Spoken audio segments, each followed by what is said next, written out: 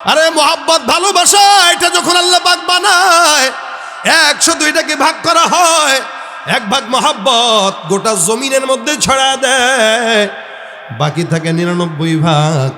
1 ভাগ মোহাব্বতের কিঞ্চিত ভালোবাসা নিয়ে সন্তানের প্রতি বাবার যদি এত মোহাব্বত হয়, নবী যদি উম্মতের প্রতি এত মোহাব্বত হয়, একটা মখলুক যদি আরেকটা মখলুকের প্রতি এত দরদ হয়, বাকি থাকে কয় ভাগ?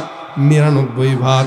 আমার আল্লাহ বাকি 99 ভাগ মোহাব্বত কেবলমাত্র বান্দাকে ক্ষমা করার জন্য মাওলার দিলের মধ্যে রেখে দিয়েছে। এতটুকু মোহাব্বত দিয়ে আমার আল্লাহ কয় টেনশনের কারণ নাই।